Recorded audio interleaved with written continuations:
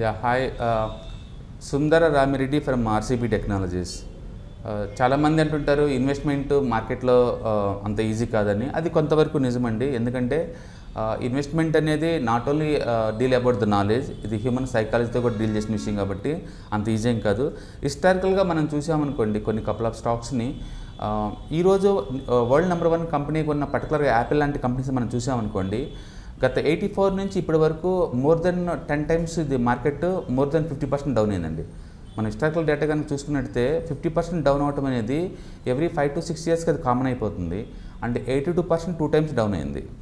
అంటే ఇవాళ మన వరల్డ్ నెంబర్ 1 అనుకుంటున్న Apple company stock price historical గల గత 20 ఇయర్స్లో 10 టైమ్స్, మోర్ దెన్ 10 టైమ్స్ 50% కంటే ఎక్కువ డౌన్ అయింది. 82% కన్నా ఎక్కువ 2 టైమ్స్ డౌన్ అయింది. దాని మీనింగ్ ఏంటంటే ఇన్వెస్ట్మెంట్ అంత ఈజీ ఏం కాదు. మీరు ఎంత ఫండమెంటలీ సౌండ్ గట్ ఫీలింగ్తో ఉన్నా సరే మార్కెట్ ఒక్కొక్కసారి రెస్పెక్ట్ ఇవ్వచ్చు. ఫర్ ఎగ్జాంపుల్ ఈవెన్ ఇండియాలో కూడా మనం స్టాక్ చూసుకుంటే hero Honda last 8 years zero returns అండి. అలాగే ONGC last 8 years zero returns. Doctor Reddy laboratory zero returns, last 80 returns. And Auro pharma last 8 years zero returns. మనం ఇలా చెప్పుకుంటూ పోతుంటే ఇండియన్ స్టాక్ మార్కెట్లో దగ్గర మీకు 800 స్టాక్స్ వస్తాయి. నిజంగా ఇవి జీరో రిటర్న్స్ ఉన్నా సరే బ్యాడ్ కంపెనీస్ అంటే ఖచ్చితంగా కాదండి. ఎంప్లాయీస్ చేతుల్లో ఉంటుంది కంపెనీ పర్ఫార్మెన్స్ అనేది. అందుకని అది సేల్స్ అనేది ఎంప్లాయీస్ చాలా హార్డ్ వర్క్ చేసేసి డెవలప్ చేస్తుంటారు కాబట్టి కంపెనీలో సేల్స్ కంటిన్యూస్గా పెరగచ్చు, ఈపీఎస్ పెరగచ్చు. బట్ స్టాక్ ప్రైస్ పెరగడం అనేది కంపెనీ చేతుల్లో ఉండదండి. అది ఇంటర్నేషనల్గా, నేషనల్గా, పొలిటికల్గా, జియోగ్రఫీగా, సెక్టార్, కంపెనీ స్పెసిఫిక్ న్యూస్ని బట్టి ఉంటుందన్నమాట. అందుకని వరల్డ్ వైడ్ మార్కెట్స్ బాగా వెళ్ళినప్పుడు కంపెనీలో ఎంత దమ్మున్నా, ఎంత ఇదవుతున్నా సరే స్టాక్ రేట్ పెరగపోవచ్చు. అందుకనే స్టాక్ ఈపీఎస్ పెరిగినంత ఈజీగా స్టాక్ ప్రైస్ పెరగదు. అందుకని స్టాక్ ప్రైస్ ఒక్కోసారి ఏంటంటే హై పీలో కోట్ అవుతూ ఉంటాయి, ఒక్కొక్కసారి లో పీ కోట్ అవుతూ ఉంటాయి. అందుకని మనం ఏదన్నా స్టాక్ కొనేటప్పుడు బెస్ట్ అప్రోచ్ ఏంటంటే హిస్టారికల్ యావరేజ్ పీ దగ్గర కొనుక్కోవడం బెటర్ అనమాట. ఏదైనా ఒక స్టాక్ తీసుకున్నారనుకోండి, హిస్టారికల్ యావరేజ్ పీ ఎక్కడ ఉందో అక్కడ బై చేసుకోండి. దాని మీనింగ్ ఏంటంటే మనం ఓవర్ ప్రైస్ పే చేయట్లేదు, అండర్ ప్రైస్ పే చేయట్లేదు, మధ్యలో పే చేసినట్లు లెక్క అనమాట. ఓకే, సో ఎకానమీలో ఇష్యూస్ ఉన్నప్పుడు డెఫినెట్గా డిస్కౌంట్ కొత్తేయండి, అది బెస్ట్ టైము. ఒకవేళ మీకు ఎకానమీ బాగాలేనప్పుడు కొంటాం, డేర్ చాలేదనుకున్నప్పుడు హిస్టారికల్ యావరేజ్ పీ దగ్గర ఉన్నప్పుడు కొనుక్కోవడం బెటర్ అనమాట. మామూలుగా ఏంటంటే బుల్ మార్కెట్లో ప్రతి స్టాక్ కూడా హై పీ కోట్ చేస్తూ ఉంటాయి, అంటే వాల్యుయేషన్ పీక్ లెవెల్కి వస్తాయి అనమాట. అందుకని మనం కొన్ని హిస్టారికల్ స్టాక్ చూసుకున్నాం అనుకోండి చాలా హైపీగా ఉంటాయి. ఫర్ ఎగ్జాంపుల్ మనం టీసీఎస్ చూసామనుకోండి, హిస్టారికల్ యావరేజ్ పీ వచ్చేకల్లా అది 25 అండి. ఓకే, అండ్ కోవిడ్ తర్వాత ఐటీ బూమ్ వల్ల ఆ స్టాక్ పీ 40 జరిగింది. ఓకే, కరెంట్ పీ ఇప్పుడు 30 ఉందండి.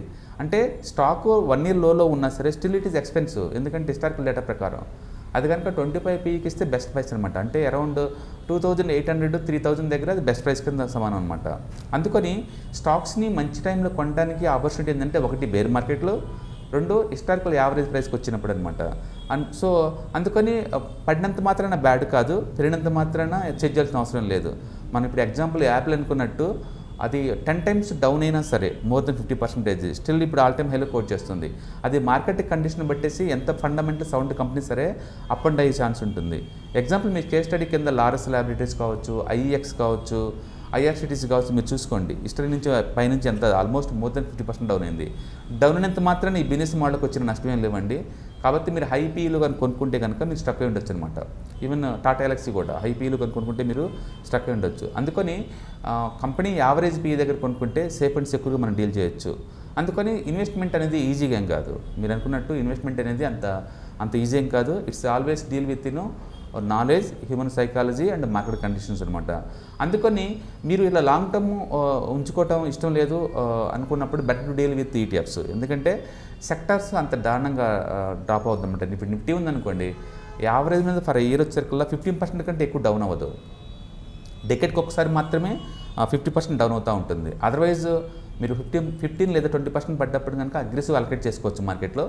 అండ్ నిఫ్టీ కనుక 29 పీకి వచ్చినప్పుడు మార్కెట్ని లైట్గా తీసుకోవచ్చు. Okay, and again Nifty P కనుక 15కి వచ్చినప్పుడు మళ్ళీ అగ్రెసివ్ అలకేట్ చేసుకోవచ్చు.